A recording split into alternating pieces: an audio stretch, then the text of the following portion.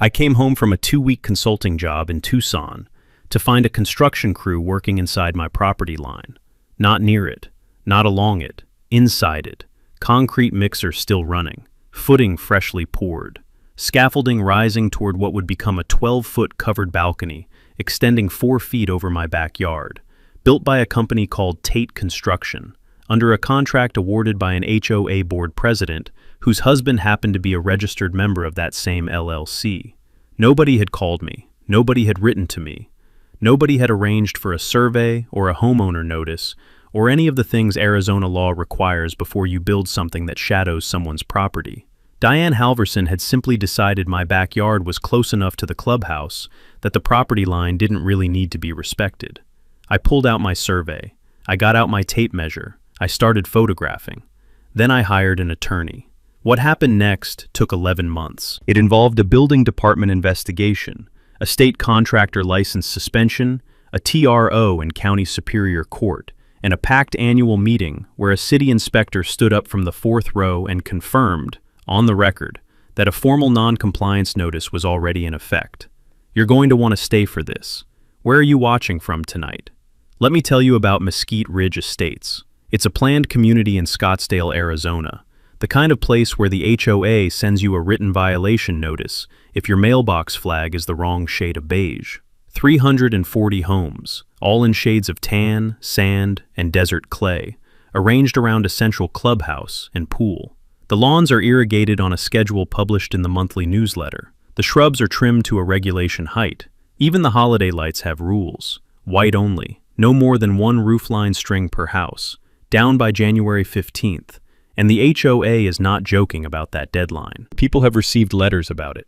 I moved to Mesquite Ridge 6 years ago, after my divorce. My ex got the beach house vacations and the social circle.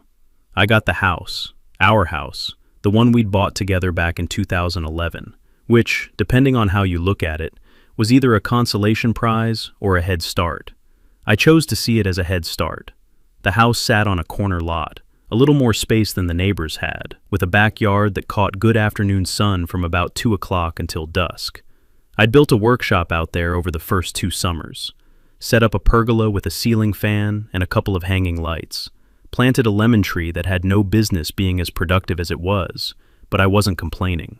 That backyard was my quiet place, my reset button after a long day of reviewing load calculations in someone's conference room. I'm a structural engineer by training, semi-retired now, picking up occasional consulting work, reviewing commercial plans, inspecting existing structures, signing off on load calculations when a smaller firm needs a licensed second opinion.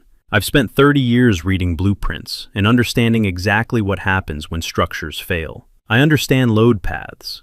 I understand footings. I understand property lines, which made it especially strange when a construction crew decided to pour a concrete footing inside mine. The trouble started in March. I was away for 2 weeks on a consulting engagement in Tucson. A commercial renovation review, nothing exciting. Mostly existing structure inspections in a building where someone had removed a load-bearing wall in the 1990s and hoped for the best. When I came back to Scottsdale, I noticed construction equipment staged along the east side of the HOA clubhouse, which sits adjacent to my backyard fence. Big stuff. A concrete pump truck parked on the access drive, scaffolding going up along the east wall, bags of Quikrete stacked on a wooden pallet. I assumed the HOA was finally addressing the roof section that had been sagging at one corner for 2 years. Complaints had gone out. I figured they'd finally gotten around to it. I didn't think much of it. 3 days later, I walked out my back door and stopped cold. A concrete footing, freshly poured and curing, sat approximately 1.5 feet inside my property line. I stood there for a solid minute, just stared at it. The smell of curing concrete hit me before I'd even registered what I was looking at. That alkaline, dusty smell, slightly sweet, the way every construction site smells in those first few days. A construction worker in an orange Tate construction vest noticed me from across the fence line and gave me a casual little wave. The kind of wave that says, "Yeah, I see you," and "No, I don't think this is a problem." It was a very large problem. I walked back inside, went straight to the filing cabinet, and pulled my original property survey, the full certified boundary survey from when I closed on the house, with the meets and bounds description, the lot corners plotted, the dimensions certified by a licensed Arizona land surveyor. I spread it on the kitchen table. I got out my engineer's measuring tape, the good one, steel, graduated in tenths of feet, with a locking mechanism that doesn't slip. I walked back outside, found my corner markers, and ran the tape. The footing was 1.4 feet inside my property line. Based on the framing already rising above it, the covered balcony Tate Construction was building would extend approximately 4 feet over my backyard. 4 feet of someone else's balcony hanging over my pergola, my workshop, my lemon tree, built while I was out of town, without my knowledge, without my consent, without so much as a courtesy letter. I called the HOA management company that afternoon, left a message. Nobody called back. I drove to the management office the next morning, where a property manager named Ron, who had the energy of someone who had permanently set his ambitions at get through the day, handed me Diane Halverson's contact card without making eye contact. I called Diane that evening. The call lasted 4 minutes. She told me the board had approved the project. She told me the community had been informed. She told me the structure was entirely within HOA common area. I told her I had a certified survey that disagreed. She said, "It's just a few feet, Garrett. You're being petty. The community voted." That was the moment I understood that patience, for someone like Diane, looked exactly like surrender. So I decided to stop being patient. Let me tell you who Diane Halverson was in this community. 9 years as board president is a long time. Long enough to learn every bylaw by heart, to know every committee chair by name, to identify which homeowners push back and which ones fold after a single fine notice. She knew which city inspector liked to be met at the gate with a friendly explanation and a water bottle. She knew the property management company answered to the board, not to individual homeowners. She'd built a comfortable little power structure inside Mesquite Ridge, and she had learned, correctly, for 9 consecutive years, that most people in this community would rather absorb a fine and go back inside than spend their evenings fighting a bureaucratic structure designed to exhaust them. Diane wore the HOA logo on every polo shirt she owned. She drove a white Lexus SUV with a proud HOA board member bumper sticker, which tells you something specific about a person. Not that she was proud of service, but that she wanted everyone to know she was. She carried herself with the confident authority of someone who had never been seriously challenged, which in HOA terms is the most dangerous kind of person you can be dealing with. I am, by nature, methodical rather than confrontational. Engineers don't argue. We document. We measure. We build cases out of evidence rather than volume, because in the long run, a stamped drawing beats a loud opinion every single time. So I started building my case. I wrote a formal written complaint, not an email, an actual letter, sent certified mail with return receipt requested. I addressed it to the board president, the full board, and the property management company. I attached photographs, the freshly poured footing, the tape measure laid from my corner marker to the concrete, the Tate Construction scaffolding rising in the background. I attached a copy of my certified property survey. I cited by section number the clause in the HOA's own CC&Rs, the covenants, conditions, and restrictions that specifically addressed construction adjacent to individual lot lines. My language was measured and factual. I asked for an immediate halt to all construction pending a boundary survey by a neutral licensed third party. I mailed it certified with return receipt. I kept a copy. I logged the tracking number in a notebook I'd started keeping. The board's next meeting was 11 days away. I went. The meeting room smelled like burnt coffee and someone's floral perfume, heavy, the kind that lingers. I sat in the back and waded through 45 minutes of agenda items about pool hours, a vendor contract for the landscaping service, and a lengthy discussion about whether the community newsletter should go to full-color printing. Then Diane acknowledged my letter. She held it up briefly. "We've received a written concern from homeowner Garrett Wills regarding the East Balcony project." She set it down. "The board has reviewed the concern, and we are confident the construction is within HOA common area. We will respond in writing." A man in the third row raised his hand and asked whether a licensed surveyor would be brought in to verify. Diane said the plot plan on file was sufficient. A board member in the far corner nodded, with the enthusiastic agreement of someone who had long ago decided that agreeing was easier than thinking. 2 days later, Diane's written response arrived, via regular mail, no return receipt.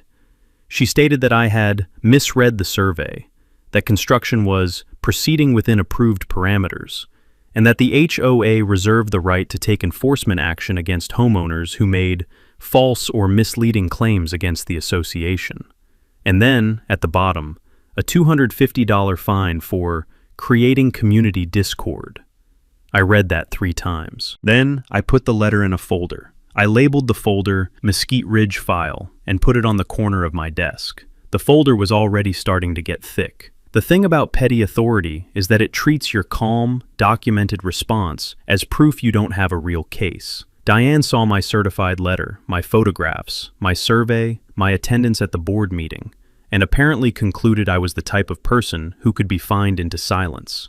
She had not yet considered the possibility that she was dealing with a retired structural engineer with an extremely organized filing system and a fundamental professional problem with structures built in the wrong location. Construction continued. The balcony went up. With framing going up fast on the east wall, I made my next move. I called the City of Scottsdale Building Services Department and filed a formal complaint. This is something most homeowners don't think to do, so it's worth pausing on why it matters. When a contractor builds a structure, they pull a permit.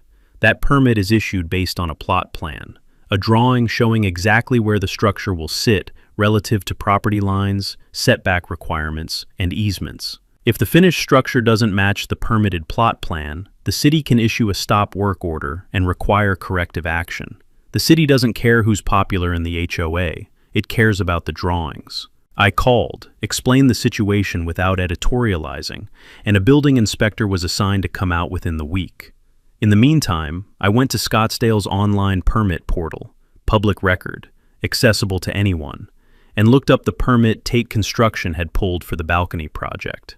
The permit was there, the plot plan attached to it was there, and what I saw on that plot plan was instructive. The structure was shown terminating precisely at the HOA's common area boundary.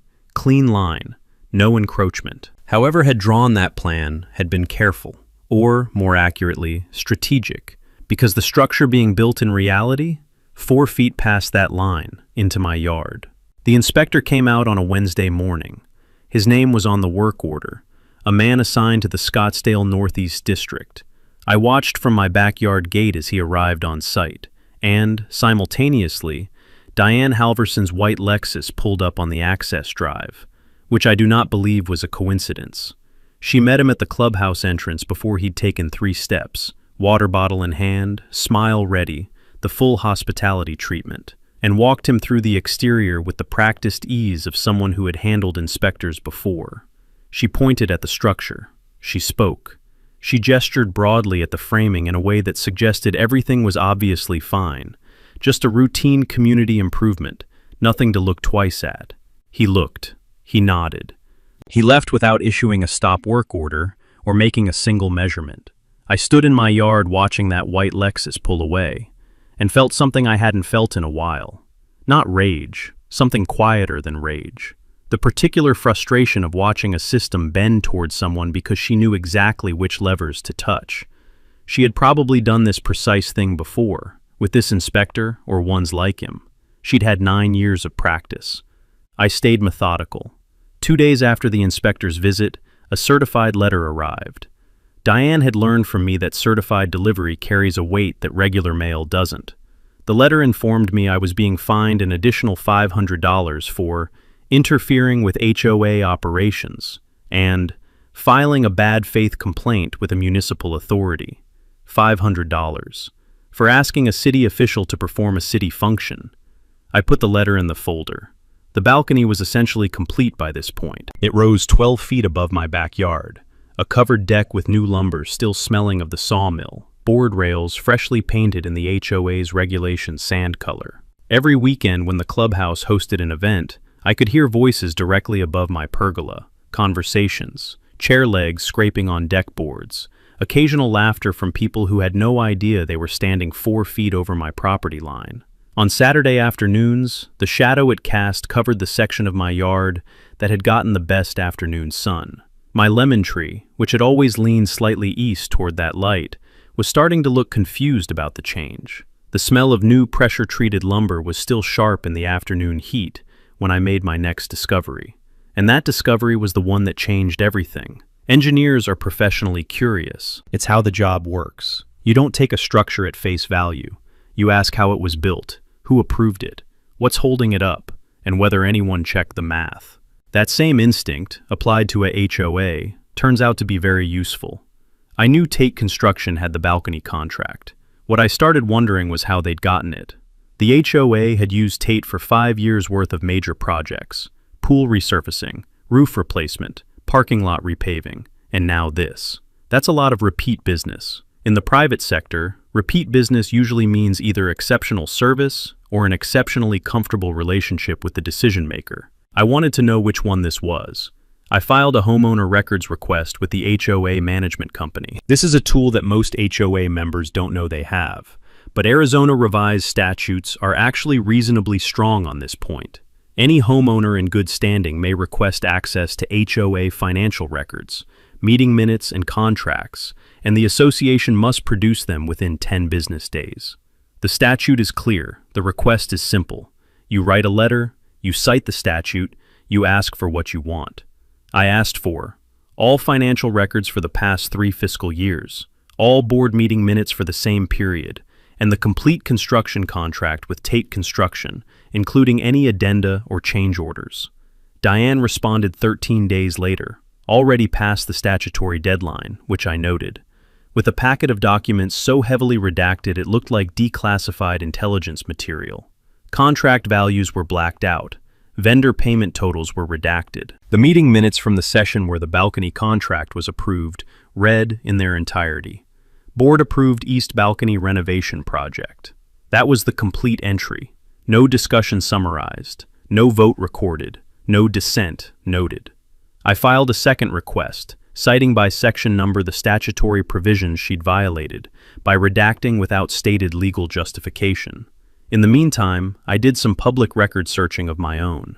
Arizona Secretary of State business filings are searchable online. I looked up Tate Construction LLC. I examined the registered agent. I looked at the listed members of the LLC. One of the registered LLC members was a man named Philip Halverson. I sat with that for a moment. Then I looked up the HOA's own bylaws. Article 7, Board Member Conduct, stated in plain English that board members were prohibited from voting on or approving contracts with any company in which they or their immediate family members had a financial interest, without full written disclosure to all homeowners and a subsequent separate homeowner vote. There had been no disclosure. There had been no homeowner vote. Diane had voted to award Tate Construction, a company of which her husband was a registered member, contracts worth tens of thousands of dollars over 5 consecutive years, and had apparently never told a single resident of Mesquite Ridge. That is not a misunderstanding of the rules. That is a textbook violation of fiduciary duty. Under Arizona law, board members who breach their fiduciary duty to the association can face personal liability, meaning Diane wasn't just the HOA's problem. She was potentially her own problem. The fine she hit me with that same week, $750 for continued harassment of board members, barely registered at this point. I wrote the amount in my notebook and moved on. The Mesquite Ridge file binder was genuinely heavy now. I had to move it from the desk to the shelf. Sometimes you think you're building a complaint. Then you step back and look at what you've actually built, and you realize it's something else entirely. I spent a Saturday morning laying everything out on my kitchen table in chronological order. Survey, photographs, permit, plot plan printout, HOACC and Rs, flagged at relevant sections, Arizona statutes, printed and tabbed, LLC filing for Tate Construction, the redacted records request response, my fine notices, the city's original non-action report, every certified mail receipt. The contents of what had started as one folder now occupied most of a tabletop. I looked at it the way I'd look at a structural analysis. Identify the elements, map the connections, find where the load paths go. What I had was not a complaint. What I had was a case. Here's what it showed, layer by layer.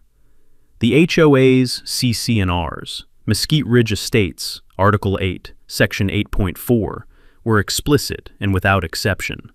No structure may be erected, placed, or extended so as to encroach upon an individual homeowner's lot without that homeowner's prior written consent. Not minimal encroachment. Not incidental overlap. Any encroachment required written consent. I had never given consent. I had never been asked. I had never received so much as a preliminary inquiry. Arizona Revised Statutes, Section 33-1803, requires planned community associations to provide written notice to any homeowner whose property will be directly impacted by a construction project before work begins. The notice must describe the project and its potential impact. I had received nothing. The building permit Tate Construction pulled showed the structure ending cleanly at the HOA property boundary on the plot plan. The actual structure extended 3.9 feet past that boundary. That means either the plot plan submitted for the permit was inaccurate, a permit violation, or the structure was constructed in a location different from what the permit authorized, also a permit violation.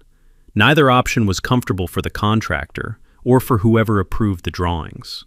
Submitting inaccurate drawings to obtain a building permit is not a paperwork error. It is the kind of thing building departments take seriously. And then there was Philip Halverson's name on the Tate Construction LLC filing. His wife had been the sole decision-making authority, awarding Tate contracts for 5 years without disclosure. That is a breach of fiduciary duty, a real legal term with real legal consequences, not a complaint category that gets you a fine notice. Every piece of what Diane had done, the construction without notice, the encroachment without consent, the inspector management, the fraudulent plot plan, the undisclosed conflict of interest, was a separate, documented, addressable legal problem, not one big, vague grievance, distinct, specific, provable violations. I called Patricia Engel on a Monday morning. She was a real estate attorney in Scottsdale who had built her practice almost entirely around HOA disputes, which tells you something about the market demand for that specialty. I walked her through what I had in about 20 minutes. There was a pause when I finished. "You documented all of this as it happened?" she asked. I told her yes. Certified mail, photographs, timestamps, tracking numbers, the works. Another pause. "Okay, let's talk about how we proceed." That conversation was the moment the dynamic shifted. Up until then, Diane held all the institutional power. She had the board, the management company, the HOA attorney, the community's social inertia, and 9 years of unchallenged authority. What she had failed to account for was an opponent who had spent 3 decades solving problems by building an airtight case first and then acting. From this point forward, we weren't responding to Diane. Diane would be responding to us. If Diane Halverson thought she was dealing with a frustrated homeowner who'd eventually get tired and go away, what she was actually dealing with was a semi-retired structural engineer with methodical habits, 2 binders of organized evidence, and absolutely nothing better to do on a Saturday afternoon than build a legal strategy. The first thing Patricia recommended: commission a new certified boundary survey. Not my original survey from closing, a fresh one, conducted specifically to document the encroachment, performed by a current licensed Arizona surveyor, signed, sealed, and legally defensible as a court exhibit. I hired Clearwater Land Services, which I found through the Arizona State Board of Technical Registration's public licensed firm database. A surveyor named Jeff came out on a Thursday, spent 4 hours on site, set new brass corner markers, and produced a stamped boundary survey showing the balcony structure extending 3.9 feet over my property line at its maximum point. Stamped, certified, legally binding. Something that couldn't be explained away with a wave of the hand and a smile for the inspector. The second move: Patricia filed an amended complaint with City of Scottsdale Building Services. Not a phone call this time. A formal written submission with numbered exhibits. The new certified survey, a copy of the permit's plot plan, and a side-by-side comparison visually demonstrating the discrepancy between where the structure was permitted and where it was actually built. She used the phrase "fraudulently obtained permit" in the cover letter, deliberately, because that specific language triggers a different level of review than possible error. Building departments have processes for permit errors. They have different, more serious processes for permit fraud. Third, Patricia filed a complaint with the Arizona Registrar of Contractors against Tate Construction, charging them with constructing a permanent structure over a private property boundary without the affected homeowner's consent or a recorded easement, in a location inconsistent with the approved permit. The registrar is the state agency that licenses contractors in Arizona. Contractors can lose their license over complaints like this, and they know it. An open investigation affects bonding, affects permitting, affects the ability to bid on future work. I was not the first homeowner to be harmed by a contractor willing to cut corners at someone else's expense, and the registrar keeps records. Fourth, and this was the part that surprised me most, I started talking to my neighbors. I'd been in Mesquite Ridge for 6 years. I knew the people on my immediate block the way suburban neighbors know each other. Well enough to wave, well enough to exchange pleasantries at the mailbox, well enough to know who had a dog and who put their bins out early. What I didn't know was how many of them had stories of their own. I started quietly. A conversation over the back fence here, a timed mailbox walk there. Over 3 weeks, I found 6 homeowners with substantive grievances. Fines issued without proper notice, complaints dismissed without response, records requests denied or significantly delayed. One family had been threatened with lien action over a dispute about the color of their patio tiles, a color the CC and Rs didn't actually prohibit if you read them carefully. An older man named Dale, who'd lived in Mesquite Ridge since the community was built, had received 8 separate fines in a single calendar year, and had never received a coherent explanation for any of them. We started meeting on Sunday evenings at Dale's place. 7 homeowners, coffee, a dining table covered in documents. I walked everyone through what I had found, and what their rights were under Arizona HOA law. People wrote things down. A woman named Irene, who had brought a legal pad, filled 6 pages. Patricia also explained that the HOA's own CC&Rs, along with Arizona statute, required an annual homeowner meeting at which board officers could be removed by a majority vote of the members present and voting. The annual meeting was 6 weeks away. We had a concrete deadline and a clear objective. Patricia filed in Maricopa County Superior Court for a temporary restraining order, asking the court to prohibit the HOA from allowing any use of the encroaching portion of the balcony, pending resolution of the encroachment dispute. The TRO hearing was set for 3 weeks out. Under the TRO, the structure wouldn't come down immediately, but it also couldn't be used. Diane would not be hosting rooftop events over my backyard while a court case was pending against her. Arizona is a one-party consent state for audio recording, which means any party to a conversation can legally record it without notifying the other party. Every interaction I had with Diane, the management company, or HOA representatives going forward was recorded. I kept a time-stamped log of every call, every letter, every certified mail tracking number, and every document I received, in the order I received it. The binders on my shelf were 2 now, and growing. The balcony still hung over my yard, casting its shadow across my pergola every afternoon. But I knew something Diane didn't. The shadow had a timer on it. When a person like Diane Halverson realizes she's losing control of a situation, she doesn't quietly reassess. She doubles down, loudly, in multiple directions at once. I've seen this pattern in bad project managers. Same psychology. When the facts turn against you, flood the zone with noise and hope the other side gets tired. The noise campaign started about 2 weeks after we served the HOA with notice of the TRO filing. First, Diane called an emergency board meeting and pushed a motion to retroactively amend the CC&Rs to allow for the balcony's existing footprint. The problem with this was fundamental. Arizona HOA law requires a 2/3 vote of all homeowners, not a board vote, to amend CC&Rs. Diane tried to characterize the motion as an administrative clarification rather than a true amendment, which would allow the board to pass it alone. Patricia sent the board a 1-page letter explaining, with statutory citations, that the characterization was incorrect and that any unilateral CC&R modification without a homeowner vote would constitute an independent statutory violation, adding to, not resolving, the HOA's legal exposure. The motion was tabled. 2 board members voted against even putting it to a vote, which I found interesting. Second, Diane sent a letter to all 340 homeowners in the community. She described my TRO filing as a lawsuit against our clubhouse, and suggested I was attempting to tear down the property values of Mesquite Ridge Estates. She did not mention the property line encroachment. She did not mention the building permit discrepancy. She did not mention her husband's registered membership in Tate Construction. She presented the entire situation as one disgruntled neighbor, creating conflict over a community improvement project. Some homeowners I didn't know sent me emails. A few were hostile. Several were curious. One couple 3 streets over reached out to say they'd had issues with the HOA they'd never known how to address.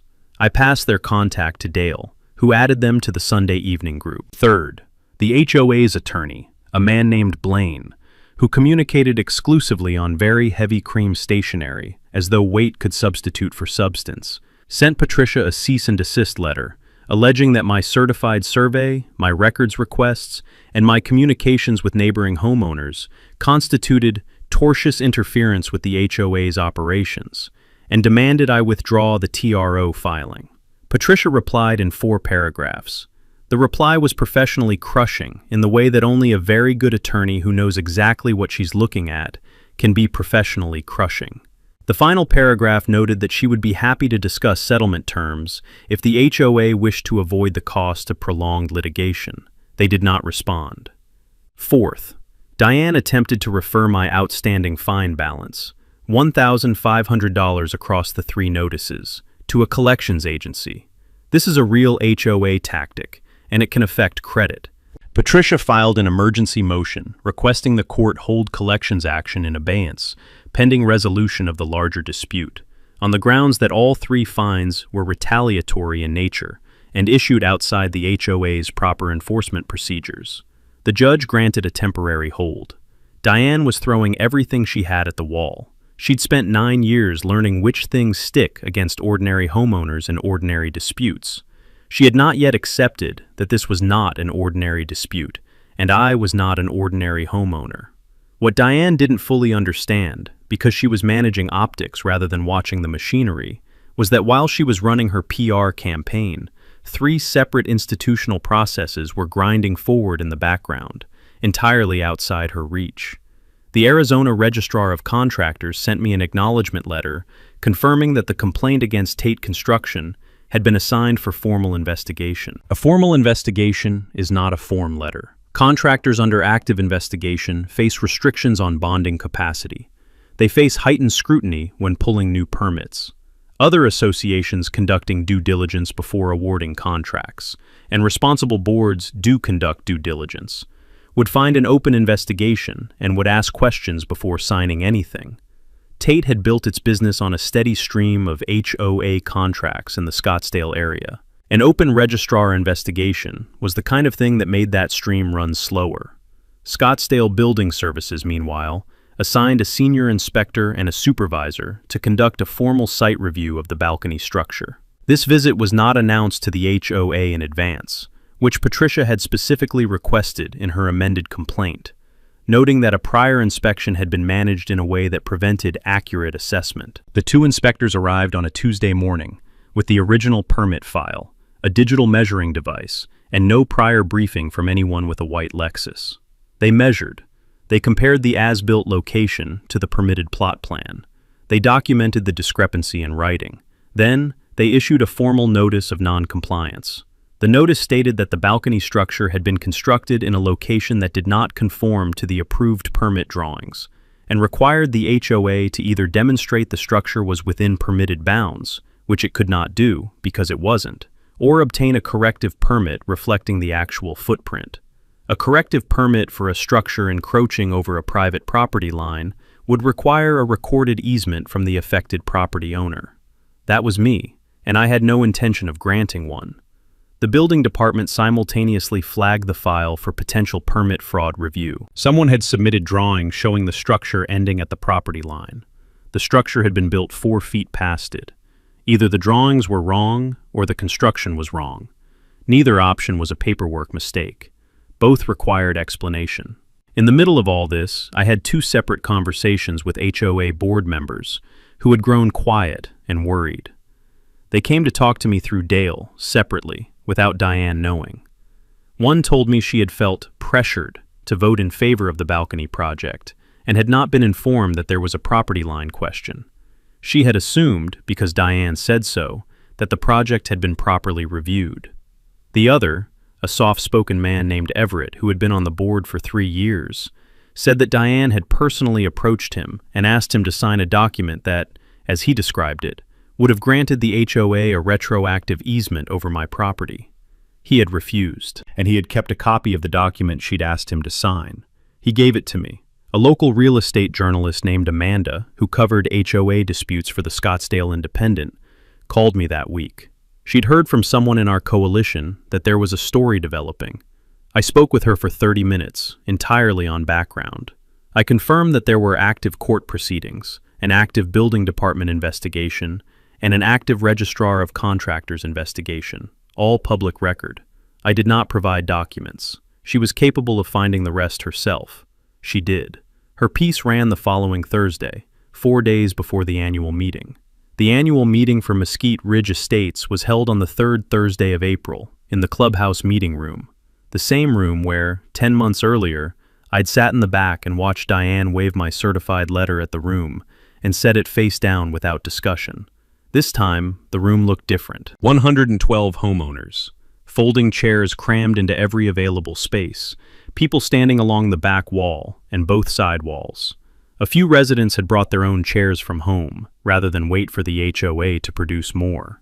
The air smelled like warm coffee from the urn in the corner, and the particular energy of a room full of people who have decided to pay attention. Diane sat at the board table at the front, in her blue HOA polo, her visor resting on the table beside her. Her expression when she walked in and registered the size of the crowd was something I'll remember. Not panic. She was too experienced for visible panic. Something more controlled than that. A recalibration happening behind the eyes. Patricia sat beside me near the front. Dale was on my other side. Several coalition members were distributed through the room. Amanda from the Scottsdale Independent sat in the far back with a notepad and a small recorder. And, in the 4th row, sat Frank Rios, a homeowner I'd exchanged maybe 3 conversations with at the mailbox over the years. I hadn't known until that week that Frank worked for Scottsdale Building Services.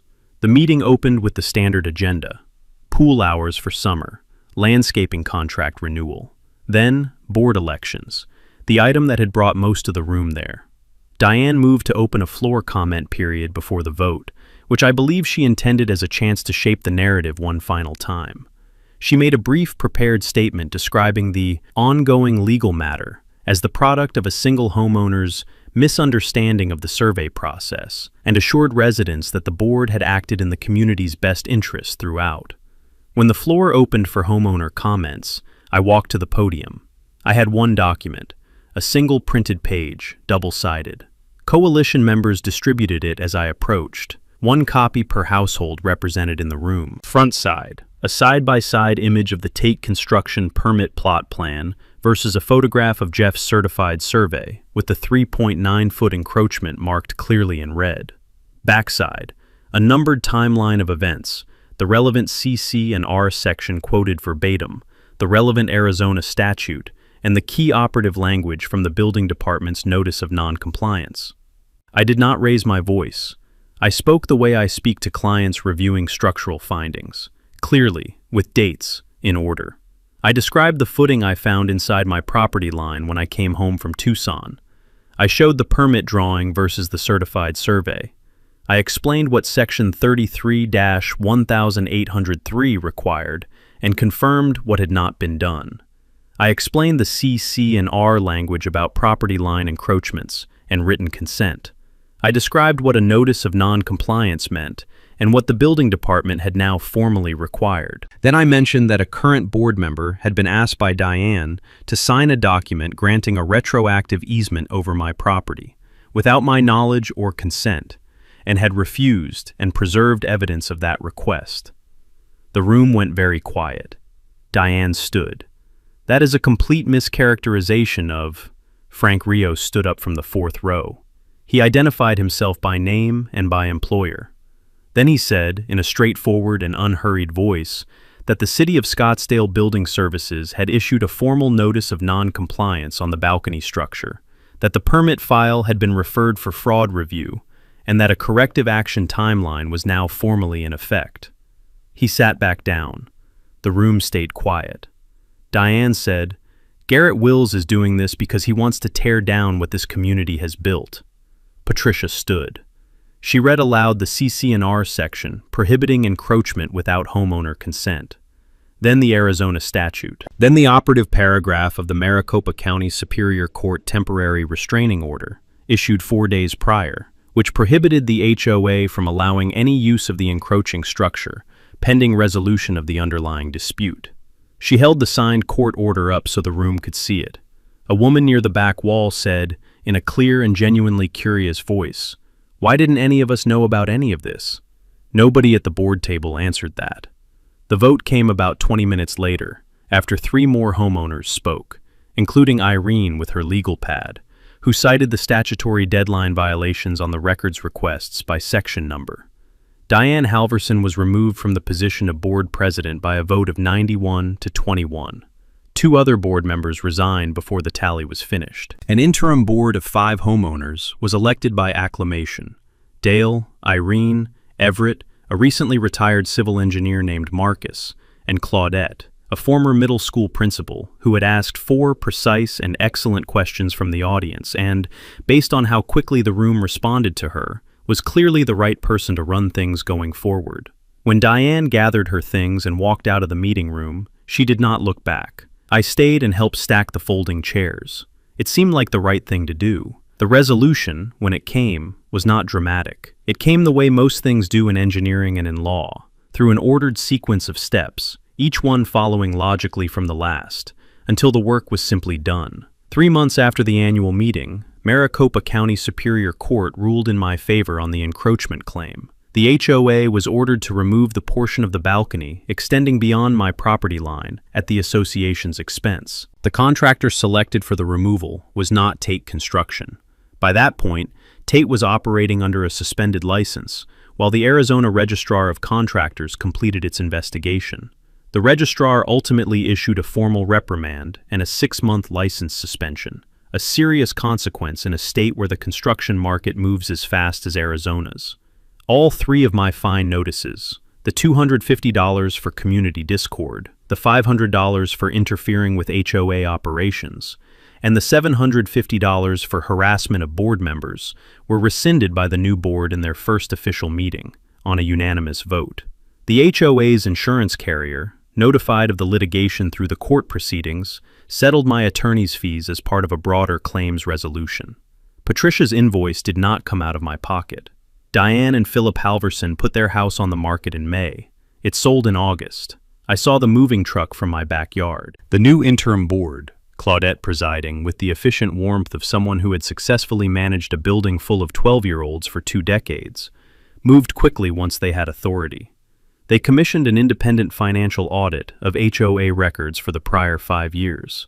They adopted a new contractor procurement policy, 3 competitive bids required for any project over $10,000, mandatory conflict of interest disclosure forms for all board members, and a prohibition on awarding contracts to any company with financial ties to a board member or their immediate family. All board meeting minutes would be posted publicly on the HOA website, which had previously existed solely to display pool hours and the holiday light rules, within 5 business days of each meeting. And with the reserve funds that had been informally earmarked for future Tate construction work, money that was now redirected, the new board surveyed all 340 homeowners and asked what they actually wanted for the community's common spaces. The answer was clear: proper shade structures for the outdoor seating areas, installed by a licensed and vetted contractor through a fully transparent bid process. They also asked for something that had been missing for 9 years: a homeowner rights information packet, a plain language document explaining what HOA members could formally request, what fines could and couldn't be issued for, how to file a complaint, and what the statutory deadlines were for HOA responses. Something that translated the legalese of the CC&Rs into sentences any resident could read on a Wednesday evening and understand. Claudette asked if I'd be willing to help draft it. I said yes. I also agreed to serve on the Construction Oversight Committee for the Shade Structure project, reviewing the bid drawings and the permit applications before anything was approved or submitted. Old habits. The lemon tree is doing well, by the way. The afternoon light came back to that corner of the yard as soon as the encroaching section of the balcony came down. Last fall, I harvested about 40 lemons, which is, honestly, more than any single person should have to deal with. I left bags of them on 6 neighbors' doorsteps with no note attached. I think they knew where they came from. If you've ever dealt with a HOA that invented its own rules, dismissed yours, and thought it could fine you into silence, leave your story in the comments. You are not alone, and you have more rights than they want you to believe you do. Share this video with someone who needs to hear that. And if you want to see what happens when a homeowners association learns the hard way that nobody is above a stamped survey and a county court order, hit that subscribe button, because we have more stories exactly like this one. Next time, a homeowner in rural Tennessee spent 11 years in a property line dispute with a logging company and won. Using a hand-drawn map from 1887 and a local historian who'd been waiting his whole career for someone to ask the right question. You're going to want to stay for that one.